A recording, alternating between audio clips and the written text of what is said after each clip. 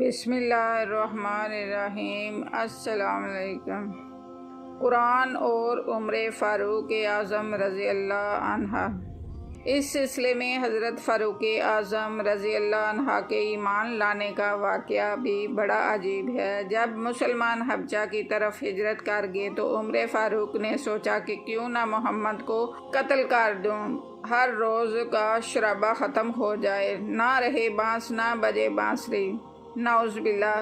اس برے اور غلط ارادے کو لے کر تلوار کو زہر میں بجھائے جا رہا تھا کہ راستے میں نعیم بن عبداللہ ملے۔ پوچھا، عمر کہاں جا رہے ہو؟ تمہاری آنکھوں میں خون اترا ہوا ہے۔ عمر نے کہا، محمد کا قصہ پاک کرنے جا رہا ہوں۔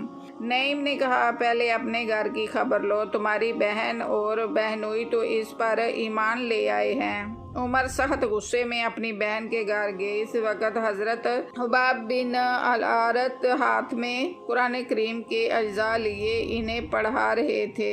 عمر کو آتا دیکھ کر حضرت حباب چھپ گئے اور اس بہن نے اجزاء بھی چھپا دیے۔ عمر نے آتے ہی کہا، یہ کیا ہو رہا تھا؟ بہن نے کہا، کچھ نہیں۔ عمر نے کہا، مجھے معلوم ہو چکا ہے کہ تم دونوں محمد کا دین قبول کر چکے ہو۔ یہ کہہ کر بہنوئی اور بہن کو بے تحاشا مارنا شروع کر دیا۔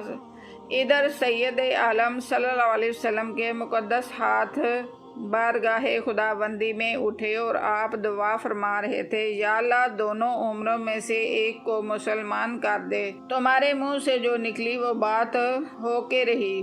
دعا قبول ہو چکی تھی۔ عمر نے بہن کو روتی دیکھا تو، اچھا لاؤ تو میں بھی وہ کلام دیکھوں جو تمہارے نبی پر اترا ہے۔ بہن نے کہا، ہمیں خطرہ ہے کہ تو اس کی بے ادبی کرے گا۔ کہا، مجھے اپنے بتوں کی قسم ہے، پڑھ کر واپس کر دوں گا۔ بہن نے کہا، اس کو پاک ہاتھ ہی چھو سکتے ہیں۔ باتیں سن کر حضرت حباب بھی سامنے آئے اور کہنے لگے، الحمدللہ، اللہ تعالیٰ نے عمر کے سینے میں اسلام کی محبت ڈال دی ہے۔ عمر نے غسل کیا، پھر اجزائے قرآن کریم پڑھے تو بے اختیار آنکھوں سے آنسو نکلے۔ پکار اٹھے، بہن چل، مجھے بارگاہ محمدی میں لے چل۔ عمر حضور علیہ السلام کی بارگاہ میں حاضر ہوئے۔ ایک صحابی نے دوڑ کر حضور علیہ السلام کی بارگاہ میں عرض کیا، یا رسول اللہ، عمر تلوار لیے آ رہا ہے۔ حضرت حمزہ بن عبد المطلب نے کہا، آنے دو، اگر کسی برے ارادے سے آیا ہے تو اس کی تلوار سے اس کی گردن اڑا دی جائے گی۔ عمر حاضر ہوئے۔ حضور علیہ السلام نے فرمایا، عمر کیسے آئے ہو؟ عرض کیا، خدا اور اس کے سچے رسول پر ایمان لانے۔ صحابہ نے نعرہ تکبیر بلند کیا اور عمر ایمان لے آئے۔ نگاہ نبی میں وہ تاثیر دیکھی، بدلتی ہزاروں کی تقدیر دیکھی۔